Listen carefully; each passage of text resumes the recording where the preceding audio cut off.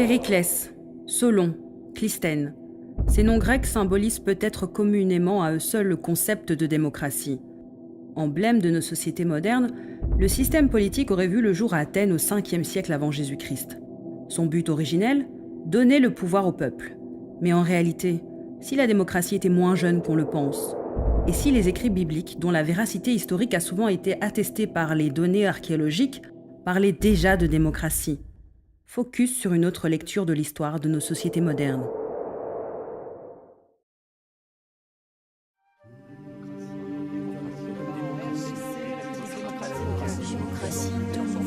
Respiration pour la démocratie. Démocratique. La démocratie. Moyenne sur la définition de la démocratie. Chaque démocratie n'est pas nécessairement. Nous croyons à la démocratie, mais nous croyons aux bonnes questions par rapport aux bonnes réponses. Par rapport aux bonnes réponses. Par rapport aux bonnes réponses. Par rapport aux bonnes réponses.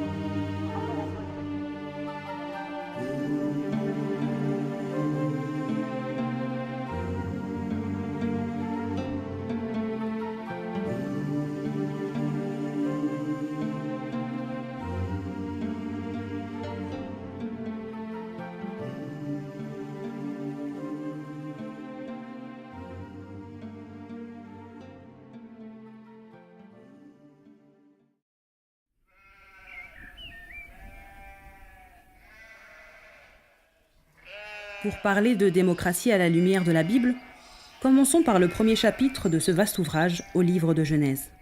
L'histoire de Juda, fils de Jacob, nous intéresse particulièrement.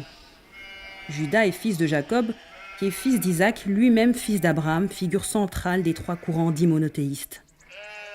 La Bible ne tarit pas de locutions pour quantifier la richesse de la lignée de Juda. Elle nous apprend entre autres qu'Abraham était riche en bétail, en argent et en or. La fortune de son fils Isaac, elle, n'allait qu'en grandissant, si bien que ce dernier était décrit comme fort riche. Enfin, les biens de Jacob étaient tels que ceux-ci ne pouvaient pas être contenus dans le pays de Canaan. Son 4e fils, Juda, berger, se retira de ses frères après activement avoir participé à la vente de son frère cadet Joseph. Lorsqu'il se rapproche d'Hira, un habitant d'Adoulam, une ville située à 4 km de la vallée d'Éla, où David a terrassé Goliath, l'histoire bascule. En effet, ce dernier délaisse sa famille et son peuple pour s'associer à un homme cananéen, peuple dont les mœurs s'opposent à celles du petit-fils d'Abraham. Mais avant d'aller plus loin, qui sont les Cananéens ? Pourquoi ne trouve-t-on que rarement ce terme dans les ouvrages académiques ? En réalité, la plupart du temps, il est question des Phéniciens. Nous en voulons pour preuve la ville de Sidon qui est historiquement considérée comme phénicienne. Eh bien, cette ville est étroitement liée à Canaan dans les récits bibliques. Moïse lui-même, prophète reconnu par les monothéismes, et auteur du Pentateuque, dit clairement que Sidon est cananéenne. Canaan est l'appellation employée à l'âge du bronze pour désigner le pays regroupant les actuels Liban, Israël, Palestine, la Syrie ainsi que l'ouest de la Jordanie. La Phénicie est le nom donné à l'âge du fer pour parler de la population cananéenne qui vivait dans l'actuel Liban et le nord de la Syrie. Et cette population est riche, très riche. La Bible et l'histoire dépeignent les Cananéens comme une race de conquérants, de grands navigateurs à l'approche mercantile très développée. Si bien que dans l'Antiquité, les auteurs grecs sont prolixes au sujet de la culture phénicienne. Ce peuple de la mer, pourtant dépourvu d'un territoire véritable, se distingue par la renommée de son bois, le cèdre du Liban, sa métallurgie, son cuivre, son vin, la soufflerie de verre, la poterie ou encore une pêche prolifique. Les Cananéens ont créé leur richesse grâce aux échanges commerciaux fluviaux en Méditerranée, jusqu'aux confins de l'Afrique, à en croire Hérodote, communément considéré comme le premier historien. À ce propos, il est un chapitre biblique qui dépeint longuement la richesse d'une contrée cananéenne, Ézéchiel 27. Dans ce livre, le prophète Ézéchiel annonce des oracles contre Canaan par un procédé métonymique en s'adressant à Tyr. De ces conquêtes navales a émergé l'alphabet phénicien largement répandu par les commerçants. Cet alphabet est reconnu comme étant l'ancêtre de l'alphabet grec. Mais s'il y a une industrie dans laquelle les Cananéens ont régné sans partage pendant des siècles, c'est celle du textile. La toilette bigarrée des Sidoniens est souvent évoquée par le poète Homère. La teinture pourpre de son étoffe, obtenue grâce au reste d'un coquillage, et son commerce ont marqué l'histoire au fer rouge. Cette couleur, surnommée aussi pourpre impériale, pourpre royale ou encore pourpre antique, a longtemps été associée aux puissants. Mais la vivacité du coloris, symbole de grandeur phénicienne, était peut-être également due au sang versé par ce peuple. En effet, derrière ces clichés glorieux se cachent des aspects de l'histoire plus sombres comme la piraterie et les sacrifices humains.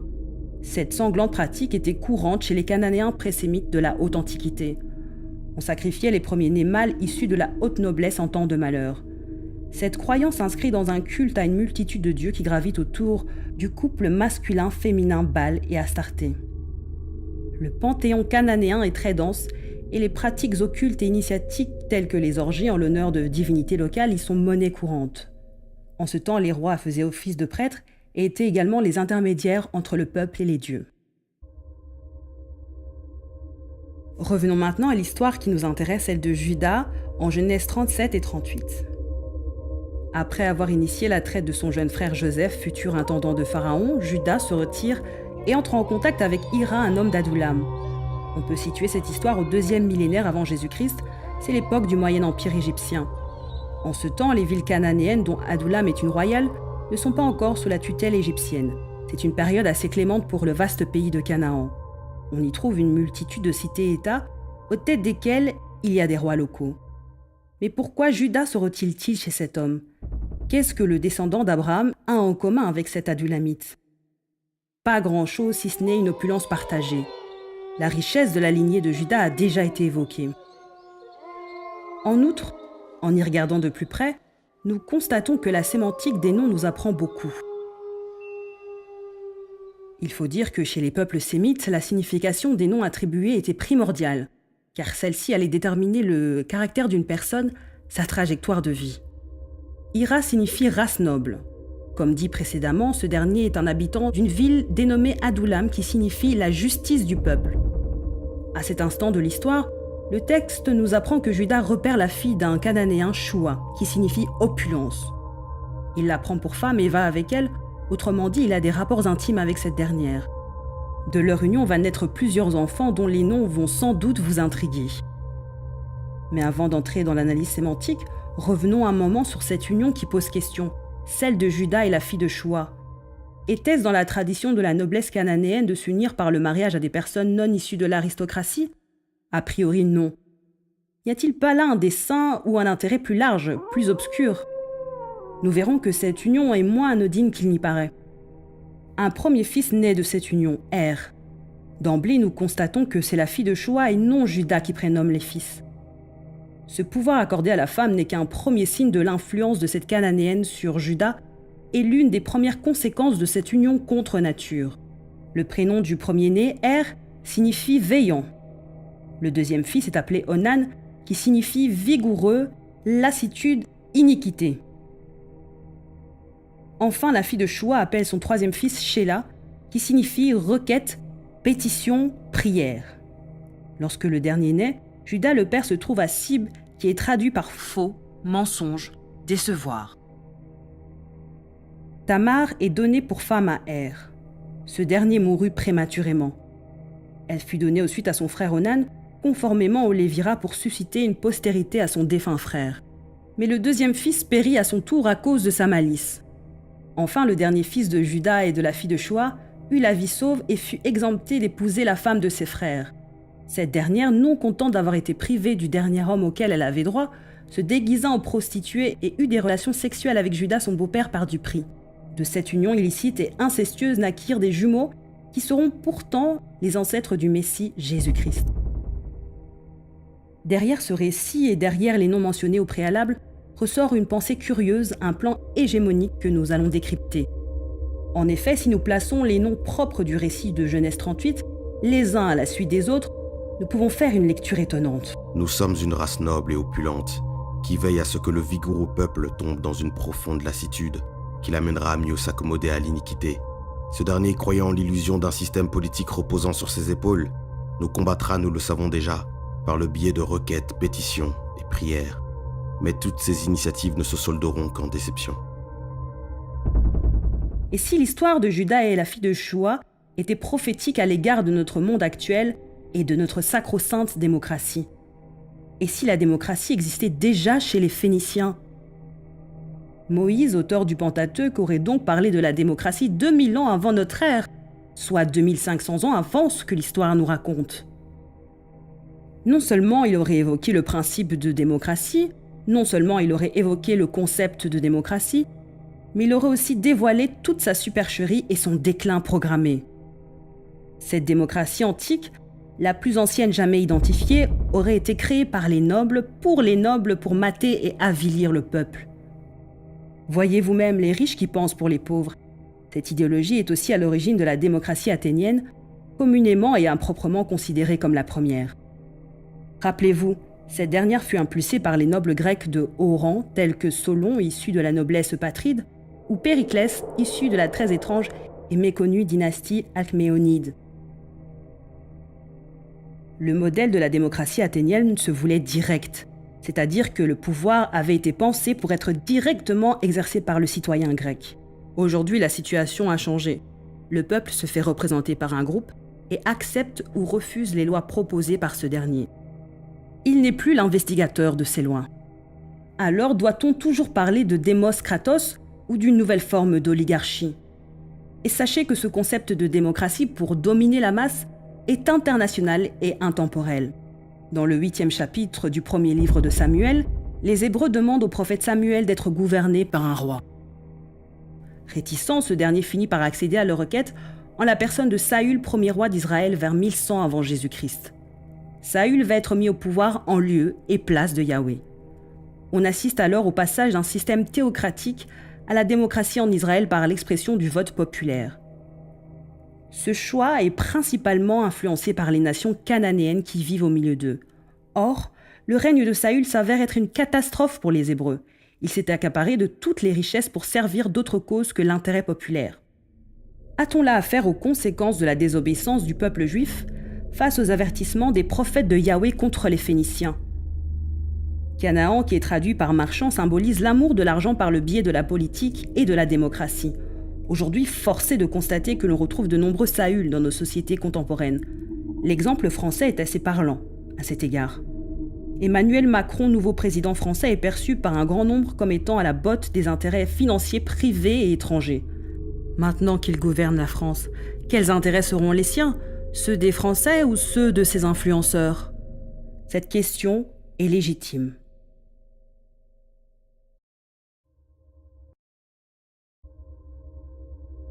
Propos tenus le 23 avril 1981 au Musée royal d'art et d'histoire de Bruxelles par Madame Hel Khalil Chalabi, grande défenseuse depuis plus de 40 ans du patrimoine culturel de Tyr et ambassadrice de bonne volonté de l'UNESCO depuis le 17 avril 2016. Tyr la maritime, Tyr l'audacieuse, c'est aussi l'expansion phénicienne en Méditerranée, la fondation de Carthage et la route des métaux en Afrique. Quant aux organisations politiques et sociales, comme vous le savez, tous les grands hommes d'État modernes se sont inspirés des systèmes de l'Antiquité. Or, Tyr, c'est la première démocratie, c'est le premier parlement bicaméral.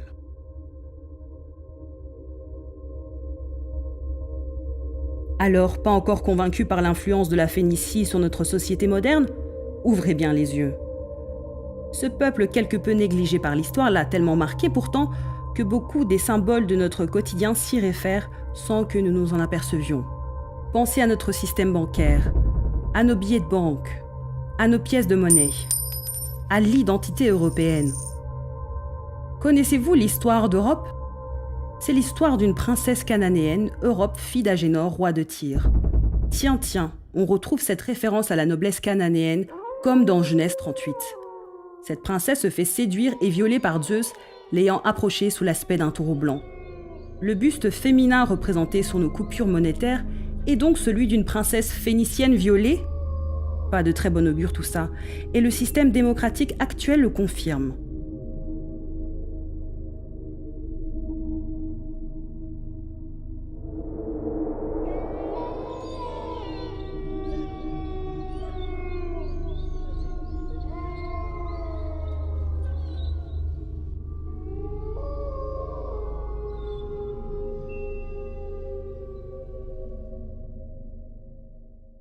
L'ultralibéralisme prôné aujourd'hui nous fait penser au libéralisme des commerçants phéniciens qui s'étaient affranchis de la tutelle des princes grâce à leur activité marchande.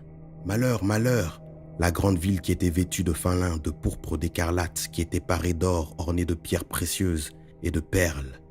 Comment en une seule heure tant de richesses ont été détruites? Et tous les pilotes aussi, tous ceux qui naviguent vers ce lieu, tous les marins et tous ceux qui exploitent la mer se tiendront éloignés et en voyant la fumée de son embrasement, ils s'écrieront en disant « Quelle ville était semblable à cette grande ville ?» Ils jetteront de la poussière sur leurs têtes, pleurant et menant deuil. Ils crieront en disant « Malheur, malheur, la grande ville où se sont enrichis par son opulence tous ceux qui ont des navires sur la mer. Comment a-t-elle été réduite en désert en une seule heure ?» Elle est tombée, Babylone la grande. Elle est devenue la demeure de démons, et le repère de tout esprit impur, et le repère de tout oiseau impur et détestable. Ce passage d'Apocalypse 18 qui nous parle de la société actuelle fait clairement référence à Tyr et donc à Canaan. Le lexique économique utilisé pour décrire Babylone est le même que celui utilisé par Ésaïe ou Ézéchiel pour parler de Tyr. Nous pouvons donc en conclure que l'idéologie de la noblesse cananéenne perdure jusqu'à maintenant. Nous retrouvons une certaine noblesse qui exerce un pouvoir grâce à ses richesses. Et si Tyr tombait, de nombreuses villes tomberaient avec.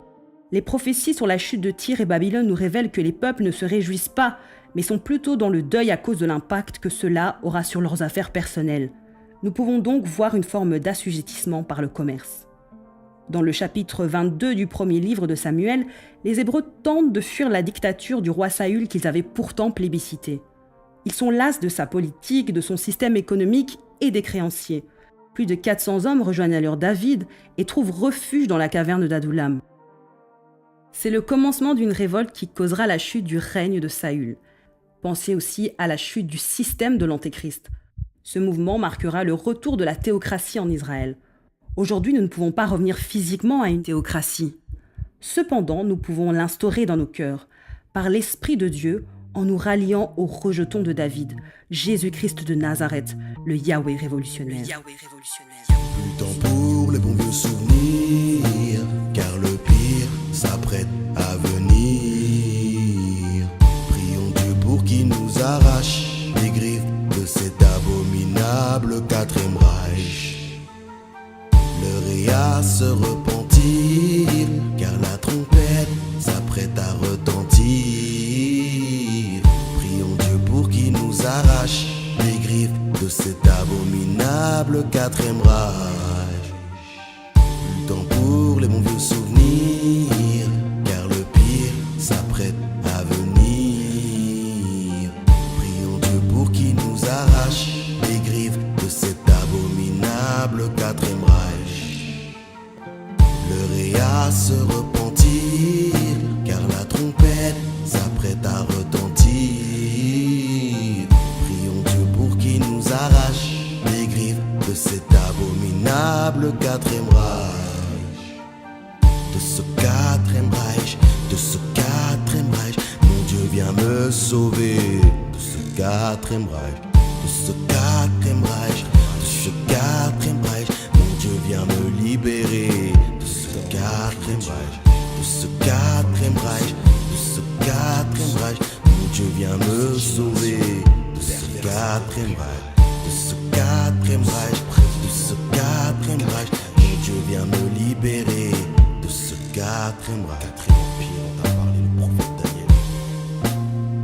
Dans Daniel chapitre 7, Daniel chapitre 9, les prophéties sont en train de s'accomplir. Il n'est plus le temps de dormir, que tous les guerriers se réveillent. Garde à vous derrière le Yahweh révolutionnaire, Jésus-Christ de Nazareth.